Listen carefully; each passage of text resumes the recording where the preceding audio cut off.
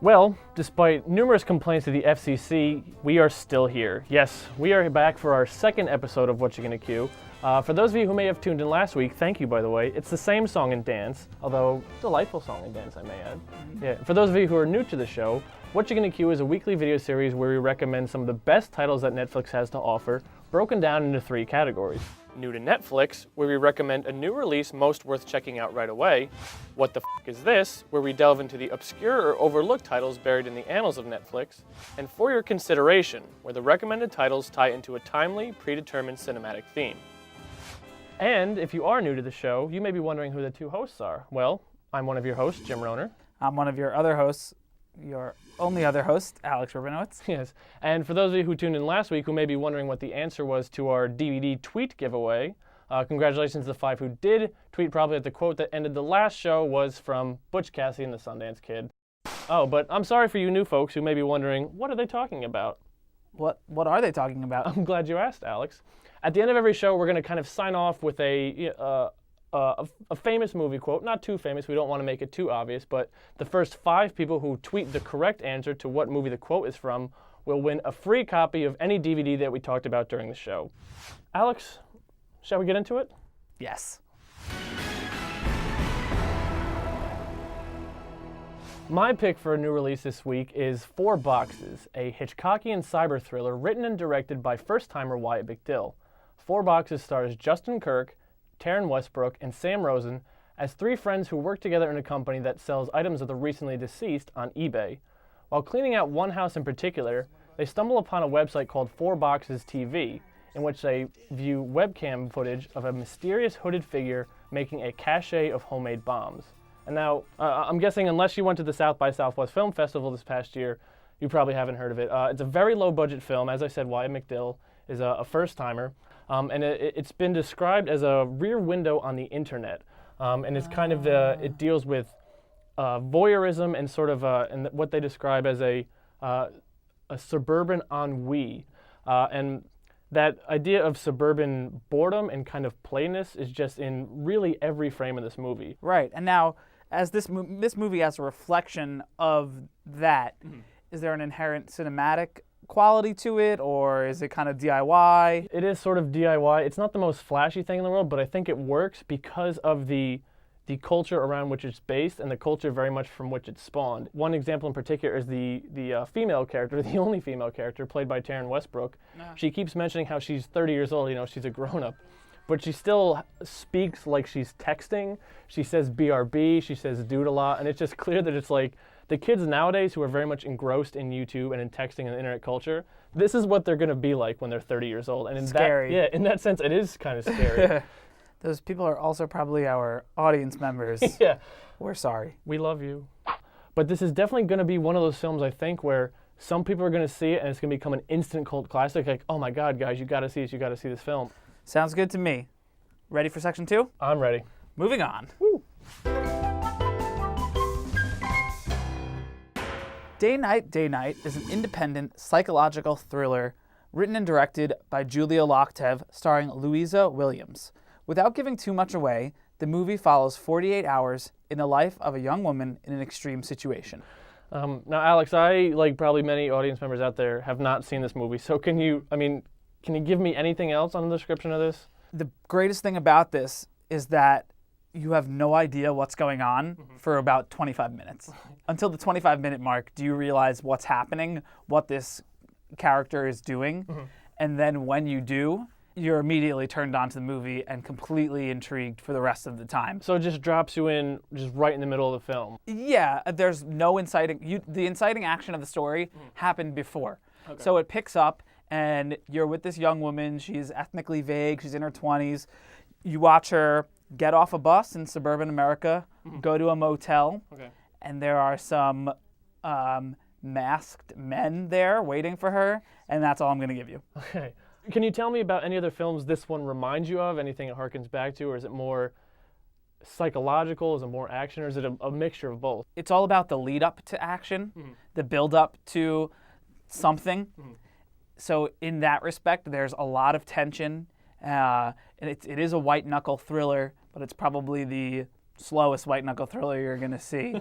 And it's shot in this very verite, realistic style, which is thanks to director Loktev's documentary background. I know it's really frustrating that I'm being so vague, but I guarantee you that not knowing what it's about and finding out is an amazing experience with this movie. And too many movies give away too much in the trailer, too much in the TV commercials, too much in the posters, too much in the billboards. And even what we're doing is contradictory to my philosophy here. Right. But to have a genuine experience of going in blind and figuring it out, and that aha moment is unparalleled today. Thanks for that incredibly vague and yet tantalizing description, Alex. You're welcome. Let's just press on right ahead into section 3.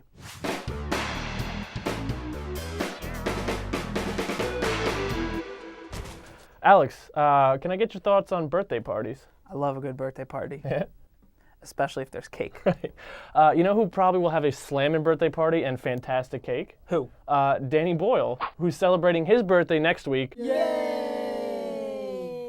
But because we love Danny Boyle so much, one of the most versatile filmmakers working in the business today, our theme for this week, for your consideration, is the films of Danny Boyle. Am I invited to his birthday party? You'll have to take that up with him. My Danny Boyle pick is 2008 Academy Award winner Slumdog Millionaire, the rags to riches fable written by Simon Beaufoy, based on the novel by Vikas Swarup, starring Dev Patel, Frida Pinto, and Anil Kapoor. The movie tells a serendipitous tale of a Mumbai youth who becomes an unlikely winner on the Indian version of Who Wants to Be a Millionaire. Jim, Yeah. I think it's safe to assume that everyone in our audience has seen this movie. Yeah, certainly. I mean, it was very hyped up, very buzzed about when it first came out. Maybe even some people would say overhyped. But yeah, I mean, this is certainly, not one of Danny Boyle's more obscure titles. No. But certainly, I would say one of his best ones, absolutely. Definitely. It has a lot going for it, and I think the reason that everyone's seen it and that it was so huge in 2008 was because of its universal themes. It's an exotic film shot in exotic locations with there's no stars in it. Danny Boyle wasn't a gigantic director yet. And then for it to catch on like it did is all because of story and all because of its themes of perseverance and triumph. And I think it's important to address kind of some of the complaints against it, because I remember when it first came out and the hype machine had really started rolling, a bunch of people were talking about how they didn't like it because of the happenstance and how everything was too coincidental, and they really didn't like that. I think that actually enhanced the viewing experience for me, because I saw it as like a modern-day fairy tale.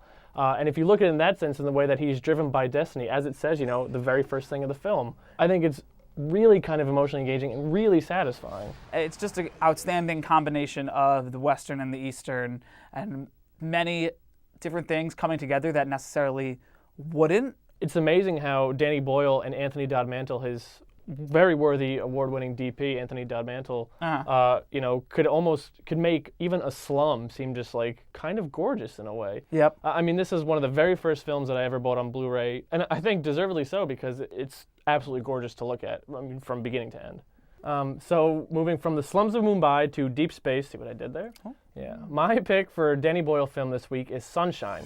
Sunshine is a psychological sci-fi thriller written by Alex Garland, starring Cillian Murphy, Rose Byrne, and Chris Evans, among many talented others, as crew members trying to reignite Earth's dying sun in the future. And now, Alex, one thing that really makes this film stand out from a bunch of his other ones is his pairing once again with Alex Garland, who was the writer on The Beach and one of my favorite horror films, 28 Days Later. Yeah. And what I really think is great is that these two guys are so opposite, and yet they complement each other. I mean, Alex Garland is an admitted atheist, and tackled this story, from the viewpoint of man dealing with his existence and the idea of finite existence. I mean, so he very much comes from this pragmatic, psychological exploration angle, whereas Danny Boyle, as we've seen for Millions, doesn't really shy away from exploring faith and, something out there that's greater. It's certainly a high concept idea of the sun dying out and this, spaceship crew has to go there, put in a bomb, and blow up the sun in order to save everybody. Yeah, it's kind of ludicrous, but there is some grounding in real science. Yeah, absolutely. Professor Brian Cox, I believe, and not the Brian Cox actor, served as a scientific consultant. They tried to make it as realistic as possible. There are a few creative liberties taken. I'm thinking of the unusual switching of gravity back and forth, and the spacesuits, which I've had a friend describe them as giant golden manatees in space. It's science. But he wanted to create something iconic. He wanted to create something that would be remembered, and for good or for ill, you remember it. It's Danny Boyle's party, and he'll cry if he wants to. Oh, because it's his birthday. Because it's his birthday. Full circle. And speaking of circles, cycles, for every beginning there is an end, and this is the end of our second episode of Whatcha Gonna Queue. But we had a good time, and I'm sure you had a good time, because if not, why would you be watching? But if you have questions, comments, or provocative vacation photos you'd like to share with us, you can always email us. You can reach me at jr@magnetmediafilms.com. Or me at ajrab@magnetmediafilms.com. Yes, but that's not all. We also have a Twitter account. Whatcha Gonna Queue? You can find us on the Facebook. Ah. Or you can also find us on our other interweb outlet, which is, Alex, our website? WhatchaGonnaQueue.com. WhatchaGonnaQueue.com. So thanks once again, folks, and everybody who's waiting for that DVD giveaway. Remember what Ernest Hemingway once said, "The world is a fine place and worth fighting for." I agree with the second part.